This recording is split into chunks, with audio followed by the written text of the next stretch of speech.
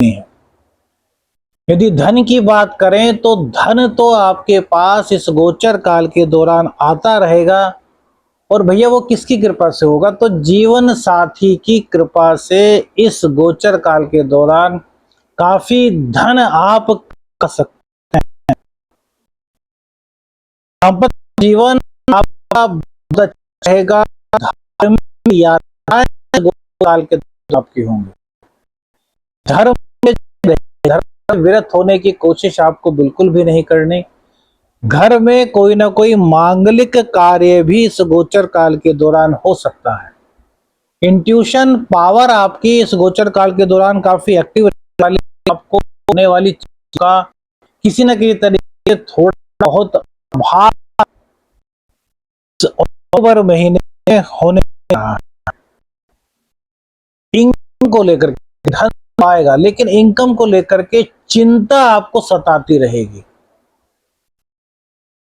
भाग्य पूरी तरीके से आपके फेवर में रहेगा, लेकिन इनकम को लेकर के चिंता रहेगी, और विद्या संबंधी में आपको सफलता मिलेगी। आदेश मैं शाबर प्रवीण आप सभी का हार्दिक करता हूं। आज बात अक्टूबर महीने तुला राशि फल की। देखिए, सबसे पहले हम आपके धनेश की ही बात करते हैं। तो आपके जो धनेश होते हैं वो होते हैं मंगल देव, और यही आपके सप्तमेश भी हैं। तो मंगल देव की पूर्ण कृपा महीने आपको मिल रही है। तारीख बताएंगे। सबसे पहले तो धन का आगमन होने में जहां दिक्कत है, वहीं धन को सेविंग करने के प्रति आप काफी सचेत रहने वाले हैं। इस दौरान आप पैसे को बहुत संभाल करके रखेंगे, उसकी सेविंग करने पर ज्यादा ध्यान देंगे। जीवन साथी की मदद से आप अपना बैंक बैलेंस बनाने में इस गोचर काल के दौरान कामयाब होते हुए दिखाई दे रहे हैं। पार्टनरशिप में कोई आपका बिजनेस था तो वो बहुत अच्छा चलता हुआ दिखाई दे रहा है। पार्टनर यदि कहीं किसी तरीके से आपके साथ कुछ हेरा फेरी करने वाला था तो वो रुक जाएगा।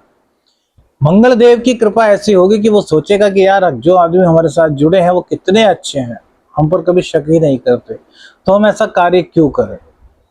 तो ये आपके लिए बहुत अच्छा रहेगा, क्योंकि राहु भी आपको यहां पर सपोर्ट करेगा।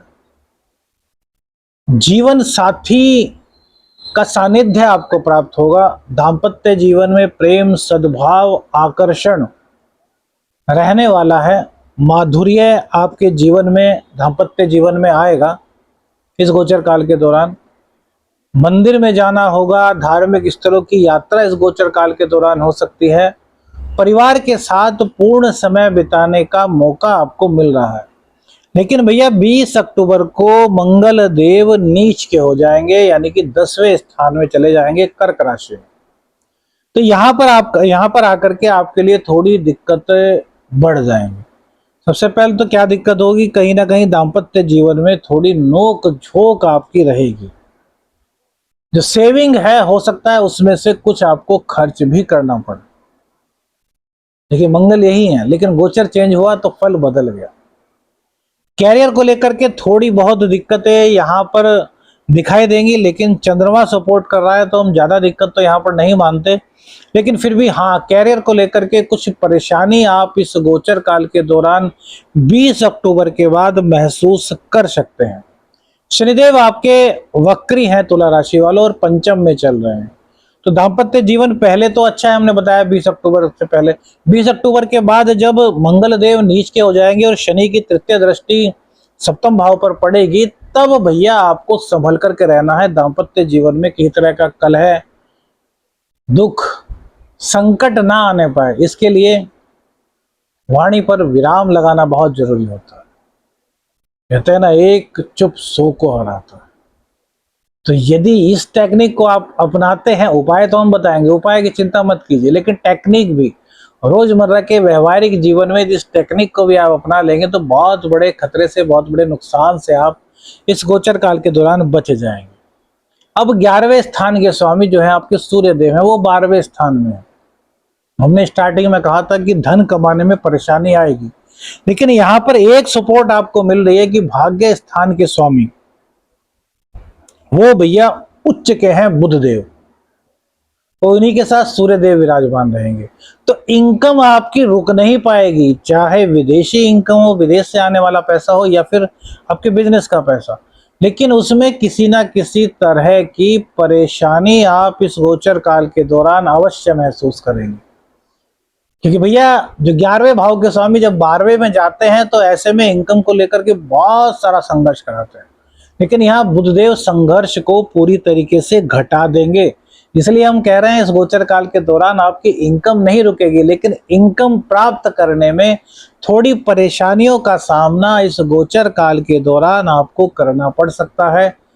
तो बी केयरफुल, जो भी करें सोच समझ करके करें, कोई भी ऐसा कार्य ना करें जो इलीगल हो और आगे जाकर के आपको पछताना पड़े और यह सोचने पर मजबूर होना पड़े कि काश मैं ऐसा ना करता तो आज ऐसा ना होता। इस बात को बहुत ध्यान से सुनिएगा। सूर्यदेव जो है वो भैया 17 अक्टूबर तक तो आपके 12वें स्थान में रहेंगे, उसके बाद ये नीच राशि में चले जाएंगे, आपकी ही राशि में तुला राशि में आ जाएंगे, और तुला राशि में सूर्यदेव नीच के होते हैं, तो वो भी दाम्पत्य जीवन को बिगाड़ने का कार्य करेंगे, पहली बात। दूसरी बात, आपके अंदर तेज तो आएगा, लेकिन आप साम दाम दंड भेद से अपनी ही बात को सिद्ध करना चाहोगे, भले ही आप गलत क्यों ना हो। तो इस परिपाटी को आपको छोड़ना होगा। जब राशि में नीच का कोई ग्रह आ जाता है तो फिर जो हमारी व्यवहारिक प्रक्रिया है, जो हमारी संस्कारों की प्रक्रिया है, उससे हम धीरे धीरे विरत हो जाते हैं, गलत रास्तों की ओर प्रवृत्त होने की प्रवृत्ति हम बना लेते हैं। तो यहां पर आपको सावधान रहना है, आपको सद्मार्ग पर चलना है, क्योंकि मंगल देव आपको सपोर्ट कर रहे हैं, पहली बात। दूसरी बात, बुध देव की सपोर्ट आपको मिल रही है, और तीसरी बात, बुध देव जो है वो 10 अक्टूबर से आपकी ही राशि में आ जाएंगे, तो नीच के नहीं होंगे बुध, लेकिन सूर्य के, नीच के सूर्य के साथ बुध का बुधादित्य योग बनेगा। तो बुध देव की सपोर्ट यहां भी मिलेगी, यानी कि भाग्य का साथ आपको मिलेगा, आपकी आत्मा खुली रहेगी, आपको पता होगा क्या गलत है क्या सही, और जानते हुए भी यदि आप गलत काम करेंगे भैया तो फिर तो ईश्वर होई सोई जो राम रचि राखा, फिर तो वही होना है ना, क्योंकि आपने सोच समझ करके गलत कार्य की ओर कदम बढ़ा है। तो इसलिए कह रहे हैं बुध आपको समझाएंगे, बुद्धि आपकी खुली रहेगी, बुध आपको पूर्ण रूप से सपोर्ट करेंगे कि भैया गलत रास्ता है मत जाइए। और उसके बाद भी आप नीच का सूर्य होने के कारण गलत रास्तों की ओर प्रवृत्त होते हैं, तो भैया इसमें गलती आपकी मानी जाएगी, और फिर आपको आगे को दंड भोगने के लिए भी तैयार रहना चाहिए। धन के मामले में यह गोचर आपको निराश नहीं होने देगा, बस सदमार्ग को चुनना है, सदमार्ग पर आपको चलना है। उपाय सबसे पहले सूर्य का, रोजाना एक माला कम से कम गायत्री मंत्र की कीजिएगा। माता पिता का रोजाना सुबह उठते ही चरण स्पर्श कीजिए, उनसे आशीर्वाद लीजिए। राहु का उपाय करने की आपको यहाँ पर कोई आवश्यकता नहीं है। थोड़ा सा बुध को मजबूत कर लीजिए। बुध को मजबूत करने के लिए जो हरी घास होती है, जो गार्डन में उगी होती है, गली में उगी होती है, उस हरी घास को तोड़ लीजिए और रोजाना थोड़ी थोड़ी घास तोड़ लीजिए, 5 पत्ते 7 पत्ते, उनको गंगा जल से धोइए या फिर साफ जल से धोइए और गणपति जी पर रोजाना आप अर्पित कीजिए। तीसरा उपाय चंद्र का है, रोजाना भगवान शिव पर कच्चा दूध आप अर्पित करेंगे, इससे आपका कैरियर सेट होगा, आपके कैरियर में आ रही सभी तमाम प्रकार की दिक्कतें, बाधाएं, संकट सब समाप्त होंगे। और भैया शनिदेव, शनिदेव का एक गजब का उपाय आपको बताते हैं, क्योंकि पंचमेश आपके शनि चल रहे हैं और हमें पता है कि मानसिक रूप से आपको बहुत कष्ट दे रहे हैं, तो उसका उपाय क्या करें।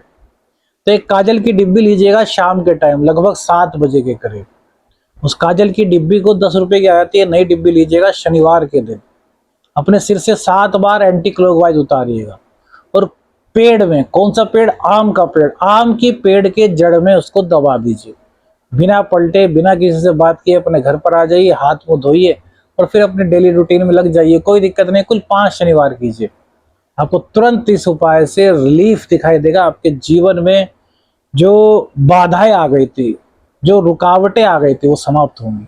वीडियो अच्छी लगी तो लाइक और शेयर कीजिएगा। चैनल पर नए हैं, चैनल को सब्सक्राइब कीजिएगा। आदेश आदेश अलख निरंजन। हर हर महादेव।